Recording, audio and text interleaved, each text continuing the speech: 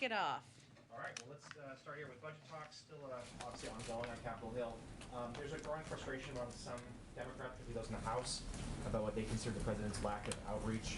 Congresswoman Debbie Dingell, for one, said today that the president has, quote, got to talk to more than 2 senators, meaning Manchin and Sinema. What response did the White House have to the congresswoman? Well, first, Congresswoman Dingell is a friend of the president's, a friend of this White House's, and we work in close partnership with her on our agenda. But I will say that the president has spoken over the last several days with a range of different voices. He knows the most constructive role he can play in this moment is working to unify Democrats on a path forward. And a big part of that, of course, a huge part of that, is working toward an agreement to get 50 votes in the Senate. And clearly, it doesn't require me telling you that his meetings with Senator Sinema, with Senator Manchin, are part of that effort and those objectives. I would note that I just saw Congresswoman Jayapal on television conveying something similar to what I just said, which is that that's a constructive role for him to be playing in this moment. I can also assure you that the president looks forward to speaking with, continuing to work with Congresswoman Dingell and a range of members of the caucus. But right now he's focused on what the most constructive role he can play to move these 2 pieces of legislation forward. I'll let my colleagues follow up on the legislation. 2 other topics. Sure. The rate of new vaccinations right now is as low as it was in July, despite the renewed push from the White House and the new encouragement for vaccine mandates. Are these mandates working? Well, Jonathan, first, we did expect that rates of newly vaccinated would decline over time, as they have in other countries with more mature vaccination programs. So if you look at the United Kingdom, you look at Israel, you look at Canada, as things have progressed, and as, of course, greater percentage of the population are vaccinated, the percentages per day, or the numbers per day, have declined. We expected that would happen, and the number of people remaining to be vaccinated each day is also decreasing. But we've also seen, and in our view, that the requirements that we have announced we're putting in place, that many companies and institutions and organizations have put in place, are working. So I'd remind you that the OSHA requirements, or the OSHA regulations, which we hope to have more detail on in the coming weeks, have not yet even been implemented for businesses of over 100. But already to date, a number of companies, institutions, organizations have put in place requirements where we have seen rapid increases over a short period of time in vaccination rates. So one of the reasons the president made that announcement 2 weeks ago is because he knows we need to do more. We're going to continue to do more, and we're hopeful that that will be an impactful step as well. Okay, and last matter, the ATF nominee, David Chipman, gave an interview today in which he said he did not hear from the White House again after being told that he was going to be the nominee until he was told that he wouldn't be the nominee. And he said, he's quoted as saying that he felt like he was on an island and there was no plan B to get his nomination through. Did the White House drop the ball on this? Well, first, we share David Chipman's frustration that he wasn't confirmed. We felt that he was absolutely qualified, uniquely qualified in many ways, as somebody who had worked both at ATF and also for a number of for a gun safety organization over a time. And there was only one. But we also knew, and we were clear-eyed about nominating anyone, even anyone as qualified as him. There's only been one confirmed ATF director in history because of Republican obstructionism. We moved historically quickly. There was a whole team of multiple people behind him. We engaged with members of the Senate, including the president engaged with members of the Senate about his nomination, and we were committed to getting it through. Unfortunately, we didn't have the votes to do exactly that. We also have been engaged with him about working to find a job in the administration. That's something that we are eager to do if there's alignment on that. But we believe in his qualifications. We absolutely worked to get him confirmed, but we weren't naive about how challenging that would be given the history.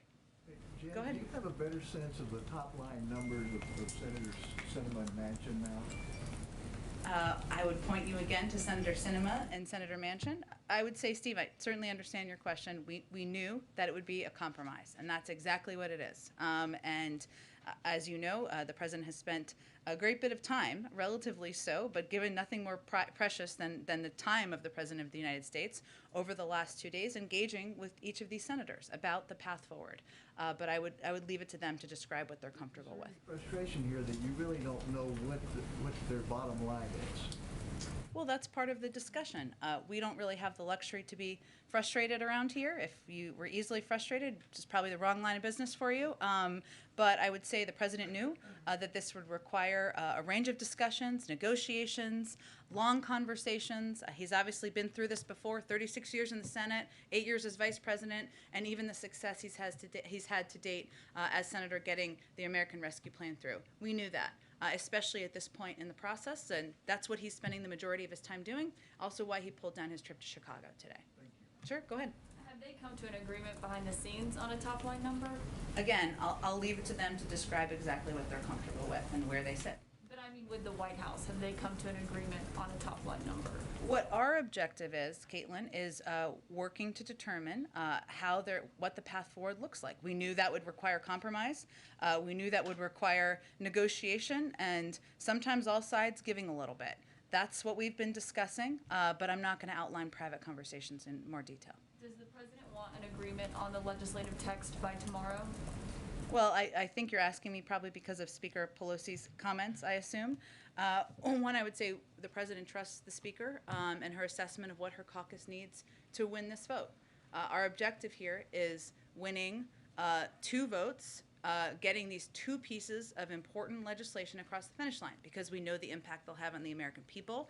We know they'll lower costs for people. We know they will make be a huge down payment toward addressing our climate crisis. They'll lower taxes for 50 million Americans, and he wants to get both done. We certainly trust Speaker Pelosi. We're working in lockstep and around the clock to get both of these pieces of legislation done. I would say it's only 2:46 now. We have lots of time left in the day. It may not feel that way. Lots can happen, and that's what we're working toward. Based on the conversations that he's had with Senator Manchin and Senator Sinema, since we know that there have been plenty of them, does he feel that progressives can trust them to support the bigger package? Well, I can't speak for what members of the Progressive Caucus feel will make them confident about the path forward on reconciliation. Does the president feel that the progressives can trust Manchin and Sinema? I'm not going to speak for what they think they require to get the vote across the finish line. They can speak to that. I'll let them do that. Go ahead. To follow up on it seems like Bernie Sanders is throwing a monkey wrench into all this by encouraging. There are no monkey wrenches here. None. Encouraging his progressive colleagues in the House to vote down the bipartisan package, infrastructure package, unless the reconciliation package passes first. Now, I know President Biden has worked closely with Senator Sanders. What happened here, and how much damage has it done? Well, we're in the middle of it here, Terry. We're not done with this. The president has been clear about his commitment to getting both pieces of legislation passed, both of them through. So right now what we're navigating through and we're working through is how we can get agreement, of course, 50 votes in the Senate on a reconciliation package. That's what we're discussing here. We have to see what senators are comfortable with and if everybody involved is comfortable with it to get enough votes to get it across the finish line. Well, right now, Senator Sanders is telling his progressive colleagues, vote it down. Vote down the bipartisan infrastructure package, kill the whole thing.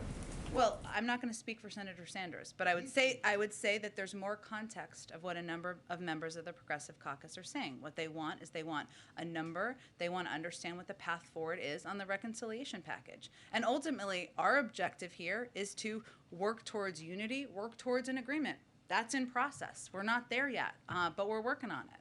On the other end of the ideological spectrum in the Democratic Party, Senator Manchin has said that he doesn't think the tax incentives and subsidies for renewables are needed right now, that they're not necessary right now. Can the White House commit to keep those?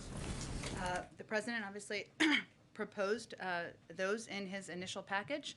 He proposed a range of ideas in his initial package. I'm not going to negotiate from here. What we're looking to do is determine how we can get more than 50 votes to get this historic passage across the finish line. Bill? No commitment on those? I'm not negotiating from here. I could otherwise say this is in, this is out. We're not going to do that from here. We're obviously at a precarious and important time in these discussions. One more on another issue.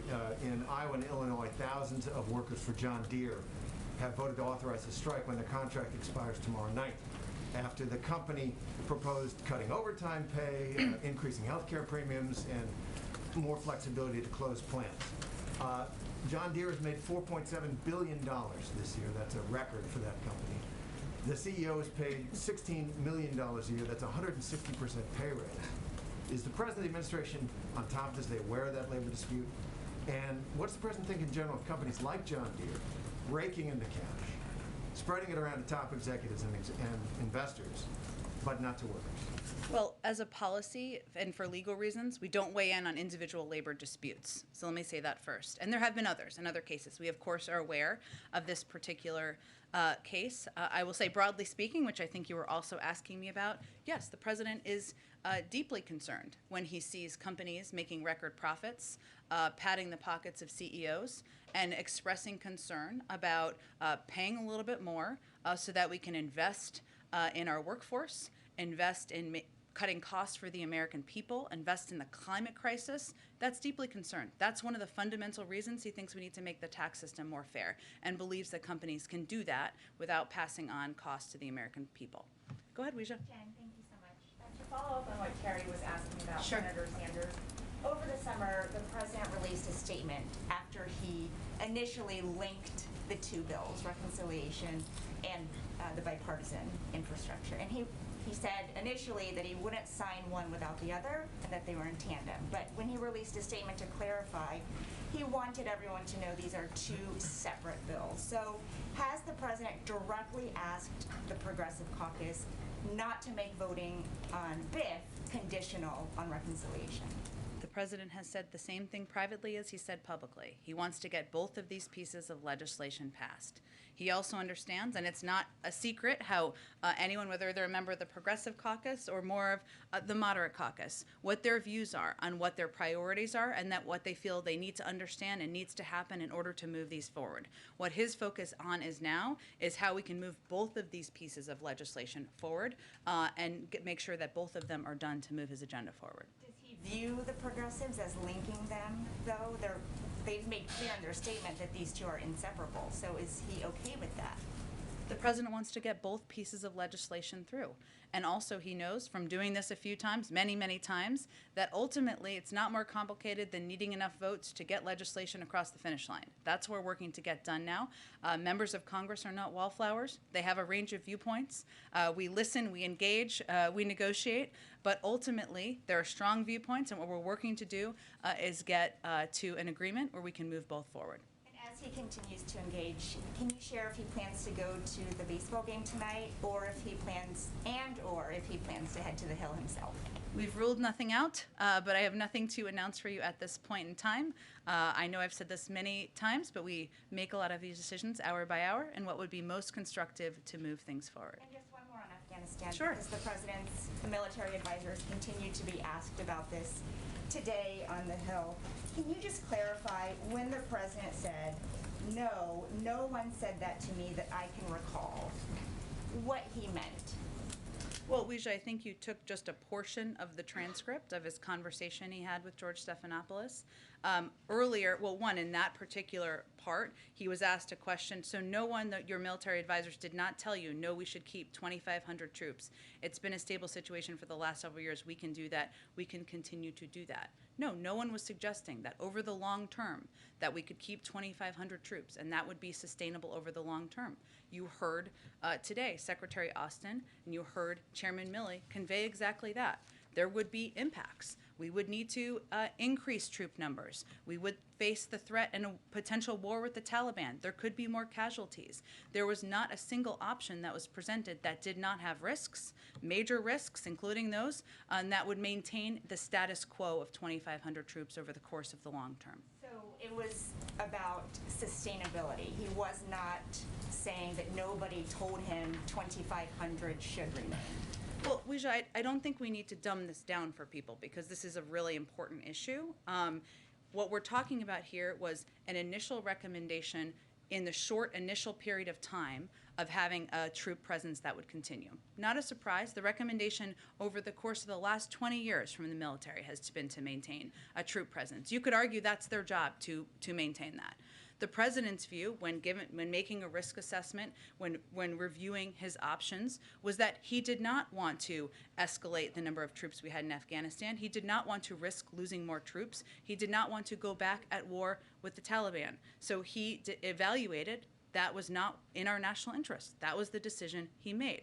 I also think it's important to note, which some of the context of this is missing, is that the recommendation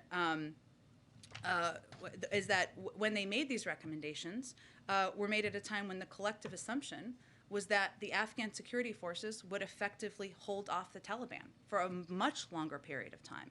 Clearly, that was proven to be inaccurate. That was an inaccurate assumption. So there was a recommendation by some of 2,500 troops for a short period of time under the assumption the Afghan National Security Forces would maintain, they would fight, they would be in the lead. They were not. And as Chairman Milley also stated today, we would have needed 5,000 troops alone to protect Bagram, as we were 5,000 troops to protect Bagram alone. And that does not include what would have been needed to hold Kabul. So I think it's important to understand the context here too. Obviously, we know a lot more now than we knew several months ago, and there was no credible option to keep an ongoing presence of 25 troops over the long term. And what's clear now is that it would have been much higher than that, and they conveyed that today. Thanks. Go ahead. Thanks, Jen. On reconciliation, progressives staked out a new number that we hadn't heard before today. One source told me that anything less than $2.5 trillion would be very tough to swallow. Did the president play a role in getting progressives to toss around a number like that? Well, I would say that we have had about 260, probably more like 300 now engagements with a range of members and their offices over the course of just September, including a range of progressive members and their offices.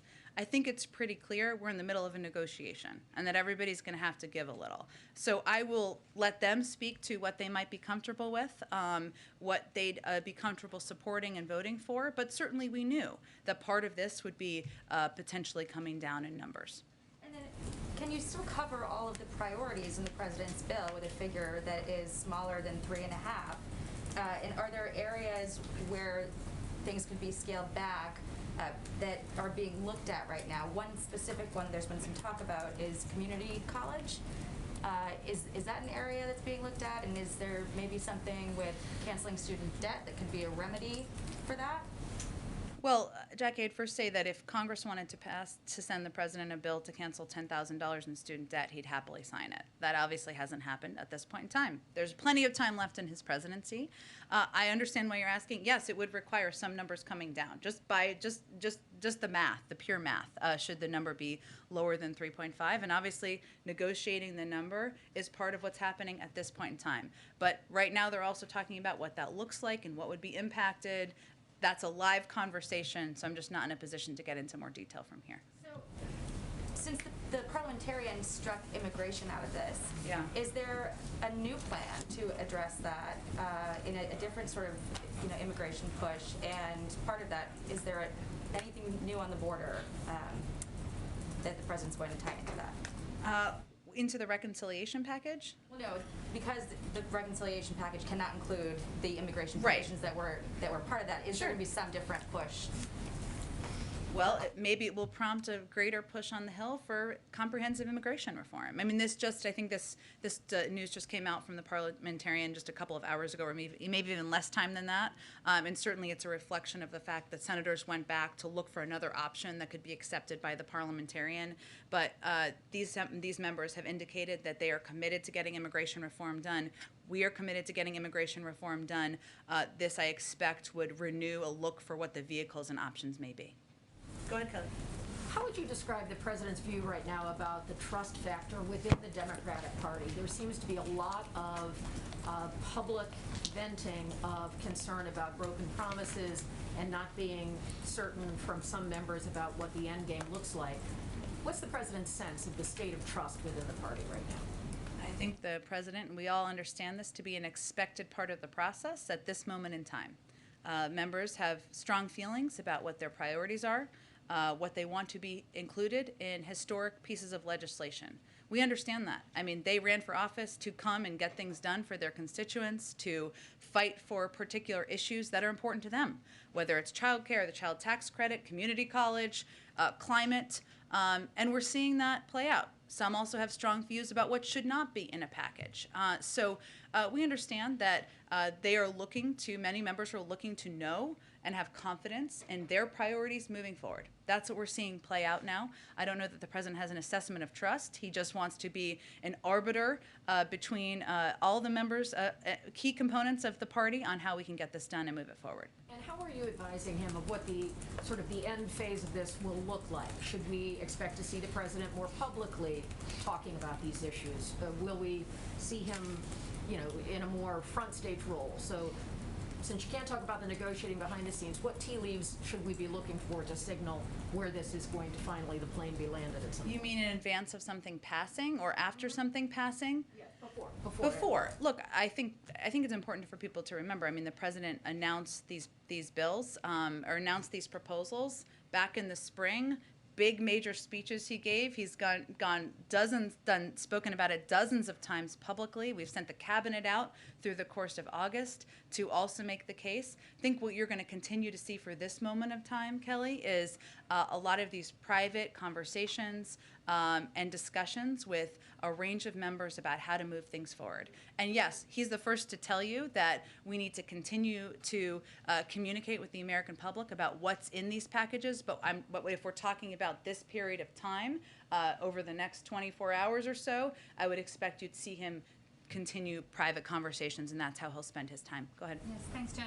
How confident is the White House at this point of a vote on infrastructure tomorrow, or do you think that could slip into next week? Have you gotten any assurances? Or? Well, this is why we all came to Washington. It's like an episode of a TV show. I'm not in a position to look in a crystal ball here. Which TV show? Maybe The West Wing, if something good happens. Maybe Veep, if not. I'm not sure. I will assess tomorrow where we stand. In all seriousness, Catherine, we're not in a position. I said before it was 2:46. It's 3 o'clock now. Expect our team, the president, just to give you an update, is going to be working around the clock the rest of the today, overnight, into tomorrow morning. And we're going to be working in lockstep with Speaker Pelosi. He trusts her implicitly. He knows that she knows what her caucus needs. There's a shared commitment to winning this vote. But right now, I just can't look into a crystal ball quite yet. And General Milley, does President Biden still have confidence in him and his role, given his conversations with the press that he talked about? If he spoke about President Trump, will he speak in the same way about President Biden? I would say first, he absolutely has confidence in Chairman Milley. He's worked side by side with him over the last 9 months through clearly some difficult times, difficult decisions in his presidency. He has a different relationship with Chairman Milley than I expect President Trump did. I can't speak to that relationship, but he does have trust in him. And one really quickly, Alabama's governor wants to use COVID relief dollars to build new prisons in the state. Is this something that the White House will weigh in on or try and move to stop this? Just prisons in general, or?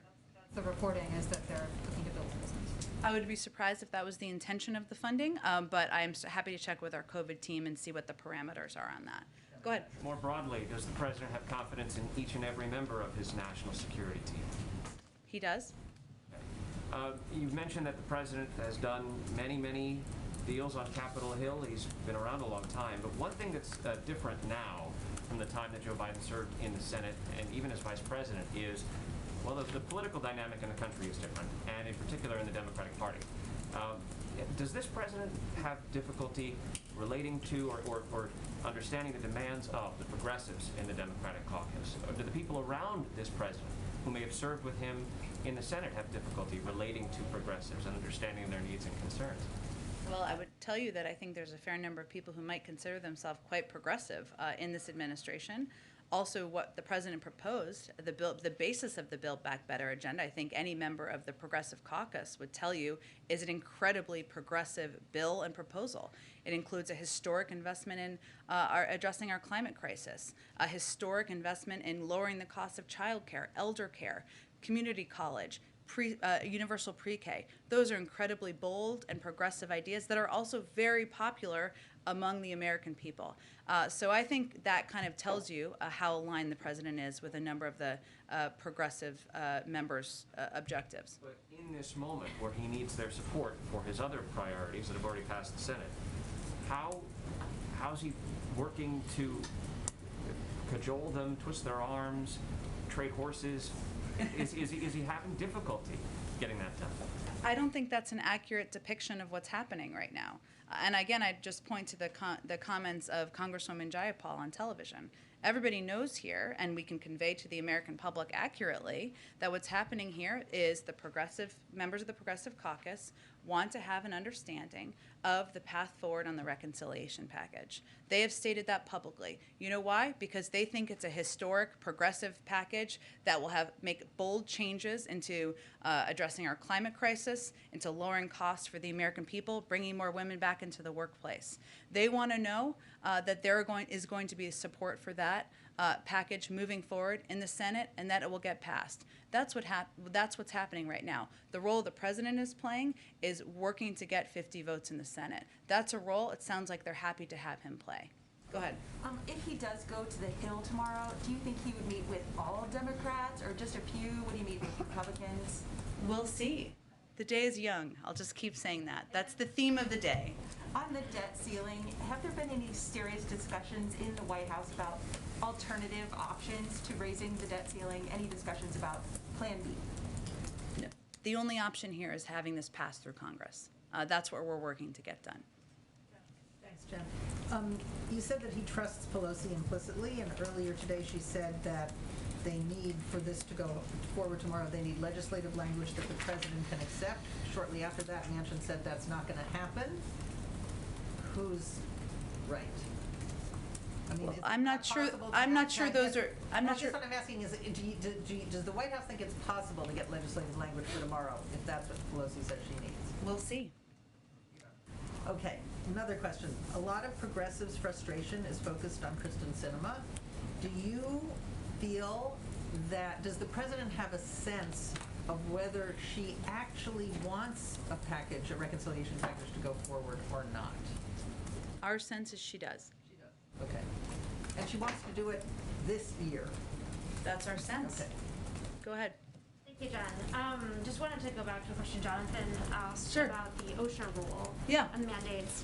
You had said it would be a few weeks just now. When it was announced a few weeks ago, it was going to take a few weeks. So are you signaling a delay of any kind of that rule? No, we never gave an exact timeline. So maybe we should have been more specific at the time. Obviously, it takes some time, and we want to make sure when we put these out, they're clear and they provide guidance necessary to businesses. So how many weeks then are you expecting? I can't give you a timeline. OSHA's working on them, but obviously, hopefully we'll know more in the coming weeks. And I have a question on the governor's race. When the president's legislation and his performance was invoked in a debate last night, does the White House see the Virginia race as a referendum on the president's agenda? I don't think we see it that way. I would say, one, the president is a big supporter of the governors, former governors, I should say, as he stated publicly, and you saw him campaign for him several months ago. Obviously, I would note that he's also been campaigning on a number of components of the president's Build Back Better agenda and the president's initiatives he's working through Congress. So obviously, if people support that agenda, maybe they'll support what Terry McAuliffe is running for, but races are always a little bit more complicated than that. Yeah, I mean, McAuliffe has said to us that the president's agenda is a huge factor in his Sure. race. Does that square with? Sure, we'd agree with that. All I'm conveying, and I obviously have limitations on how much political analysis, or little to none would be what the lawyers would tell me I can do from here. But clearly, and we would agree, he is running on and lifting up a number of key components of the president's Build Back Better agenda. And that is something that he agrees with. He's clearly stated he thinks would be good for the people of Virginia. We agree. It's also true there's lots of dynamics in political races. And then you had just mentioned that today is a precarious day for the president. Can you expand on that a little bit, what you meant by precarious? Well, what I mean by that is that you've all asked me some very good and excellent questions about what's going to happen tomorrow, and I can't give you a concrete prediction of that. So I think that's why I said that. Go ahead. Sort of following on that last exchange, you have called, other people obviously have called today, this sort of moment that we're in this week, a pivotal moment for regular Americans who don't sort of understand the sort of nuts and bolts of the process here. Why is tomorrow a deadline? Why should tomorrow be a deadline? Why shouldn't there be an option to keep working until next week or the next month or next year to get these things done? Why are we in this situation? And does the president think that tomorrow is an important deadline that can't be moved? Well, I also think it's important, since you gave me the opportunity, for the American people to understand all of the pieces that are happening right now, right? We're working to... I'm happy to have you do it, but obviously the debt ceiling and Sure. the government spending is in a different category where Yeah. there are actual deadlines. But I'm talking about the BIF and the infrastructure and the reconciliation package. Is there a reason that has to happen in the next 24 hours? Look, I think for American people who are watching, or they're reading your newspapers or watching your television shows, what they should understand is leaders in Congress set timelines for votes when they hope to gather the votes to push legislation forward. Does it mean, and obviously the Speaker made clear that she's evaluating what's next, and we will work in lockstep with her over the course of time. But our objective is to win the vote when the vote happens, no, there's not. I think what she has spoken to, which I would point to, is the expiration of the surface transportation bill, which certainly does happen tomorrow, and something that Speaker Pelosi has alluded to. But, we're hard at work. We're working to get this agenda done. Beyond that, we're just working toward when the timeline was set by the leadership in Congress. If it doesn't happen tomorrow, you expect that there will be other opportunities to vote on both of the pieces of his agenda in the days and weeks ahead, or do you see that as a kind of moment where it then becomes impossible beyond tomorrow? Let's let tomorrow happen, but the president is committed to getting his agenda done. So is the Speaker, so is the leader in the Senate, and will remain in lockstep working with them to do exactly that. Go ahead, Karen. What role is Vice President Harris playing right now in the negotiations on the reconciliation bill? She has been active in making calls to members and engaged with our legislative team, and we're all hands on deck here and working to get this done. Is she in the room when the president's meeting with Senator Sinema and Manchin yesterday? I'd have to check. Obviously, she has her own schedule of events and meetings and things she does, and she obviously engages with the president sometimes and separately at times. I'd have to check if she was in those meetings yesterday. I want to go back to something Kelly had asked, but also, is she going to go up to Capitol Hill to do any meetings in person? We'll see. Day-by-day evaluation. Stay tuned. To Kelly's question, we haven't heard from the president since Monday. You said a few moments ago that there are many ideas in the reconciliation plan that are popular among the American people. You say that a lot. You've heard the president talk about this. Does the White House not see value then, right now, in this crunch time, in the president talking publicly about those ideas as a way to put pressure on some of those lawmakers?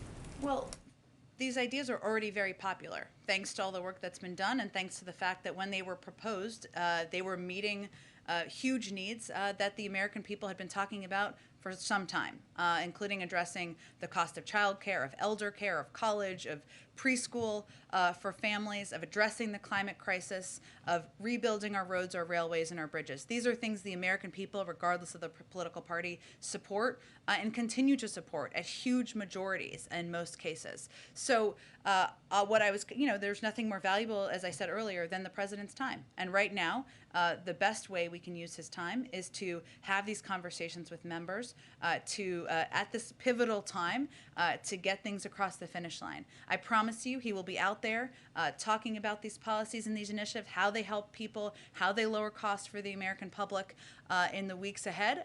But in this moment, we had to make an evaluation of the best way to use his time. Go ahead. Thanks, Jen. How are the White House and the federal government preparing for a possible shutdown tomorrow? Just in contingency plans. You just said that there's only one possible way forward on this, but also that you cannot predict the actual outcome of tomorrow. On the debt limit. Yes, there's one possible way forward. On the CR, our intention is to on the government shutdown, I should say, our intention is to get a CR passed so that we do not shut the government down. Of course, OMB has been preparing for any contingency. They have been over the last period of time and preparing to update contingency plans as needed. And we know, and one of the reasons we want to absolutely avoid a shutdown is that they are costly, disruptive, and damaging. The CBO estimated that the 2019 partial shutdown cost the economy $11 billion, or about $31.4 million per day. And what's more, that cost estimate doesn't even include other harmful effects, including more than 6,000 firefighters battling ongoing wildfires, wildfires would not receive a paycheck. About 43% of HHS employees and 60% of IRS employees would be furloughed. Some Americans attempting to secure an FHA loan could face unnecessary delays. Veterans would face additional unnecessary delays in assessing some crucial services. There's many more examples of what the impact would be, even as we have worked to minimize it and worked, of course, our objective is to ensure we avoid it. And then yesterday, Tesla CEO Elon Musk said that the government should avoid regulating cryptocurrency at all. This comes just as after last week, the Chinese Communist Party banned all cryptocurrency in the country. The Biden administration and Congress have obviously included some crypto provisions in the infrastructure bill itself. What is your view of, or the White House's view, I guess, of regulating cryptocurrency at the moment, and what are your reactions to, I guess, Musk's comments? I don't have any reaction to his comments. They don't impact our policy, I would say. I guess that's my reaction. But beyond that, obviously, the regulation of cryptocurrency is up to the Treasury Department, Congress. I'll leave it to them to speak to it. Go ahead. Thank you, Jen. I have two questions. This is on reconciliation. You've said ever since this package was unveiled that the number would come down, it would be a compromise. But earlier this week, Speaker Pelosi told her caucus that they're rushed now because she only last week found out that the $3.5 trillion number was not viable. So what got lost in translation there? Nothing. That's what happens in the end stages of a negotiation and a discussion. And what Speaker Pelosi is evaluating and has been is the same what we have been evaluating. How can you get enough votes to get a piece of legislation passed? And ultimately, you need the majority. And as the Speaker of the House and the leader of the Democratic caucus, that's part of her job. But was she not under the impression, as it appears the White House was, that the number would have to come down in order to secure those votes? Well, we've always said there would be a compromise. There would need to be. And I would leave it to her to speak to what she felt was necessary. But I think it's also pretty standard in the last 10 days or 2 weeks of a discussion or negotiation for people's positions, their bottom lines, including within a caucus, to be clarified. And then on the debt ceiling, you've said that the president has engaged hundreds of times with lawmakers on these legislative packages on reconciliation and on infrastructure, but that is trillions of dollars in new government programs. And I'm wondering what the rationale was to negotiate all of these new packages before there was a deal to raise the debt limit to pay for existing government spending. Well, I'm glad you said that, because there's some confusion about that sometimes, not from you, but none of the discussion about the debt ceiling has anything to do with the discussion about additional programs. Look, I think the president's view and our view has been the debt ceiling has been raised 80 times in a bipartisan fashion over the course of history, including 3 times during the prior administration, even right after the passing of $2 trillion in tax cuts that were not paid for. So in his view, this is something that has been done in a bipartisan manner. It should be something that is not political, because everybody should believe that we need to protect the full faith and credit of the United States. And we're disappointed that that's not the view shared by Republicans right now. And at what point will the White House and the Treasury Department and members of Democratic leadership chart a different path? At what point will it become clear whether you're going to get 10 Republican votes or not? Well, we're working on options now. You've obviously seen Leader Schumer look to move forward with Democrats. We're being blocked on that effort currently by Senator McConnell. I almost demoted him by accident. By Senator McConnell, by Senator Cruz, and others. And what's so absurd about this is that these are individuals, especially Senator McConnell, who have made very clear in the past about their concerns and the risks of the U.S. government defaulting. This is why it's never happened in the past. It would have a huge, devastating impact on our economy. He knows that. He stated that publicly. He still won't vote for it, and he still is trying to stop us from raising the debt limit. If that's not politics, I don't know what is. But the debt limit was last raised 2 years ago, so should some of these conversations have started earlier to avoid being in this crunch time with 3 weeks left? Well, again, I think it often goes down to the wire, especially with the debt limit, especially with basically almost any piece of legislation. It is something that has happened in the past in a bipartisan manner, and obviously that would have been our preference. Go ahead. Was the president surprised that Senator McConnell has taken this tact with the debt limit? Surprised is an interesting way to phrase the question. I understand it. Look, I think he's disappointed. more than surprised. And that's because, he's someone that obviously he has known for a long time. He's worked with on legislation and on initiatives in the past. There are obviously clear areas of strong disagreement. And that's okay. The president's clear-eyed about that as well. But at the end of the day, protecting the full faith and credit of the United States, ensuring we're paying our bills, ensuring we're not going to have a devastating impact on American families, we're not going to see the markets drop, is something that there should be bipartisan support for, and there has been historically. So, disappointed. Go ahead. Given how things have gone with companies putting vaccine mandates in place, does the White House view this as a positive sign for how its own mandates for federal workers and larger companies is going to be treated? We do. We see it as a good sign and as a model. And there have been, some of these companies have been much bigger, larger companies where they have effectively implemented these mandates and requirements. And for the most part, we have not seen a mass exodus of employees. Yes, individuals have decided not to get vaccinated and then have therefore no longer been employed. That's nobody's preference. But for the most part, we've seen an increase in vaccinations in these companies, which makes workplaces more healthier, right? People feel more confident in these workplaces. Is also good for the economy, which is something that Goldman Sachs predicted, that the country would see a positive impact on employment as a result of the president's policy. We're seeing that in companies. A lot of these CEOs have spoken to that. Mark Zandi, chief economist at Moody's, said the evidence across the countries is that more vaccinations means fewer infections, hospitalizations, and deaths, which in turn means a stronger economy. Justin Wolfers, economist at the University of Michigan, said, viewing Biden's vaccine mandate as simply economic policy, it's surely the cheapest and most powerful economic stimulus ever enacted. So we have seen in a lot of places, and let me just give you an example because it's a really good one. United Airlines is obviously a huge company, 67,000 employees. They lost 593 employees, or decided not to get vaccinated, less than 1%. They're at a very high vaccination rate. That's a good sign, and we're seeing that in many companies across the country. At the same time, the president's poll numbers on COVID have dropped. Is the White House concerned about that? How does it plan to address that issue, specifically because having people trust his opinion on this is a big question, people following public health guidelines? Well, we think it's more a reflection of people being sick and tired of COVID. Tired, some of that is a reflection of people who are vaccinated being frustrated that there is still a percentage of the population who are not vaccinated, and that's impacting their daily lives. There was an assumption several months ago, before the rise of Delta, that we would be over and through it and back to normal at this point in time, and we're not. And that's frustrating, and that's impacting people. Ultimately, as the president has said many times, the buck stops with him. The way to solve it is to continue to get more people vaccinated, get people's lives returning back to normal, and that's what we're working on every day. Go ahead. Thank you. One on Afghanistan, one on Haiti. First of all, 12 Democratic senators are asking the president to establish 2 leadership positions, one in the presidency and one at state, to deal specifically with the humanitarian crisis in Afghanistan. And implied in that request is that, there's more to be done than just resettling Americans, and that the White House still has unfinished business or maybe hasn't done it properly. So I guess I would just ask, what do you make of that request and of that allegation?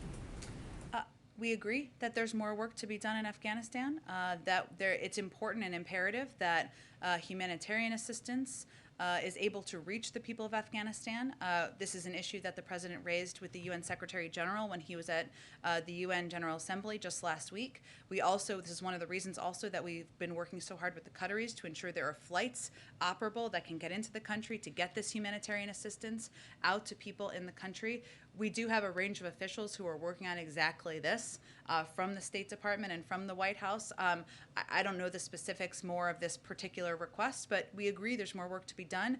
We have staff who are committed to doing exactly that. Haiti, I just need a reaction to Haiti's Prime Minister dissolving the Electoral Council and delaying elections until 2022. And then secondly, there's a perception among the Haitian community in Haiti that the U.S. government paid their government to take the migrants back. I just wanted you to clear that up. Is that true? So first the PM and then did the U.S. government pay the government? Well, on the second piece, that is not true. We, of course, have been providing a broad range of humanitarian assistance, and I don't know if that's what the analysis is based on. Hard to know. And we are going to continue to support leaders in Haiti including with humanitarian assistance, with security assistance. We obviously have a strong presence, a diplomatic presence on the ground, led by an experienced ambassador. In terms of the particular announcements, I had not seen that before I came out, so let me check with our national security team and I'll get you a more specific reaction. Go ahead, Yamiche. Hi, thanks so much, Jen. Representative Ocasio-Cortez just said that the most helpful thing President Biden could do would be to, quote, say we're going to pass these bills at once. That eliminates the infighting. Is the president willing to do that? And if not, why not? The president is working in lockstep with Speaker Pelosi, the leader of the Democratic caucus, about how to get both of these pieces of legislation forward. We know there's a range of ideas. We welcome those, but we also trust Speaker Pelosi's ability to count votes. So just to be sure, the president is sort of uncomfortable with saying, we're just going to tie these two bills together and sort of... The president's uncomfortable with none of that. What the president's objective, though, is to get the pieces of legislation done. And while we appreciate the Congresswoman's ideas, the leader and the Speaker of the House and leader of the caucus probably has the best sense of how to get these things done. And I was talking to a lawmaker yesterday who called the president the closer. I wonder if the president himself sees himself that way. Does he see his role as being the closer here? Well, I would say at this point in time, what his focus is on, I'll let other people label it and give baseball analogies should they choose. Would welcome those. But, you know, the president's focus is on, yes, unifying the caucus, resolving disagreements, reminding people of what's at stake here, what we're trying to do here, which is address the climate crisis, lower costs for the American people, cut taxes for 50 million Americans, 4 million small businesses. Yes, there's disagreements, important to litigate and talk about in here and in Congress, but ultimately to the American people, they want relief. They want more breathing room.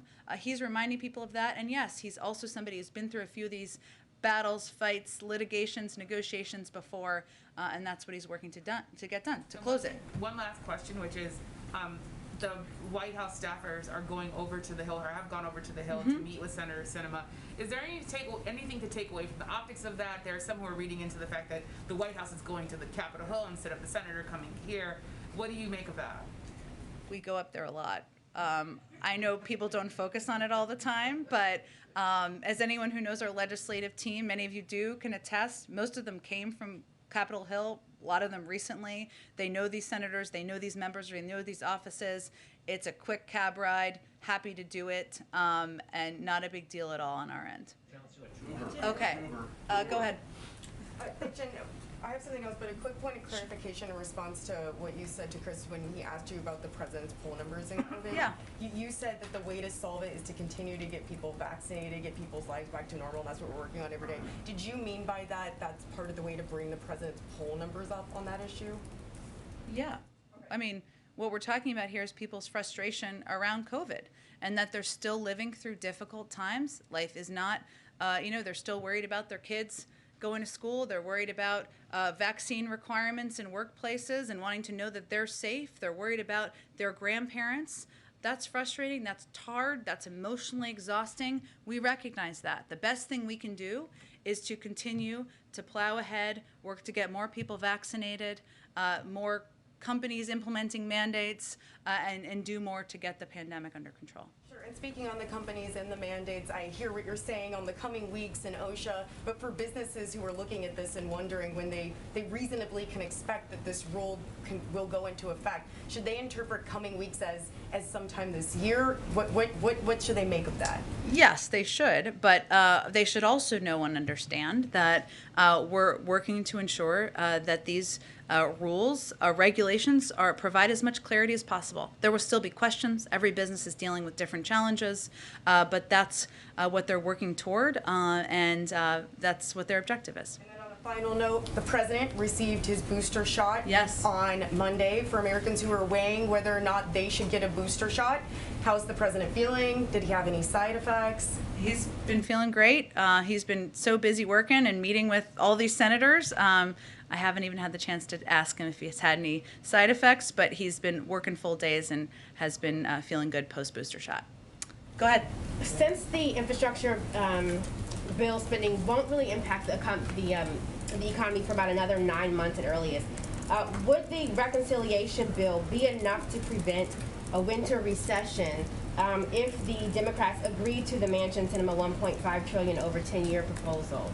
I don't think anyone's projecting a winter recession. OECD is not, the Federal Reserve is not, our economists are not, in large part because of the plans we've already put in place. We've had historic growth that's doubled, the projections have doubled over what they were just in this past December. What these bills are designed to do is help address challenges over actually the long term. They're intentionally designed that way to address inflation over the long term, to address rising costs over the long term, to address some of the challenges people face, whether it's childcare, elder care, the cost of college over the long term, to address the climate crisis. So that's exactly how these pieces of legislation are designed. They're not designed to inject immediate stimulus into the economy. And lastly, what is the president's message to, especially the Black community, where 1/3 of over those 65 and older depend on Social Security for more than 90% of their income? When it talks to him, when you talked about earlier, there will not be a government shutdown. What is his message to that community who's saying, what's going to happen if I don't get my check? Our message to that community is we hear you, and that's why we absolutely want to prevent a shutdown. I will say that there are impacts, so let me give you actually information on this. We are working to prevent this, but just for anybody who has any level of insecurity about this, which I understand is many people. One moment. Let's see. So, I know Social Security beneficiaries will continue receiving their benefits, even if the government shut down. That's important for people to fully understand. I mentioned before 60% of IRS employees who would be furloughed, severely impeding their ability to deliver timely services. That includes things like answering taxpayer questions, resolving compliance issues quickly, but we expect IRS will still be able to continue processing tax refunds, providing the child tax credit. So, it's never ideal it's not ideal to have employees furloughed because it reduces the ability to quickly do services, but there are certain components of the federal government services that are protected even if there is a shutdown. Okay, thanks everyone. See you tomorrow. The president calls himself an eternal optimist. Is he optimistic he can flip any votes in the Senate? He's always an optimist, Brian. Can he Always. flip any Republicans in the Senate, though?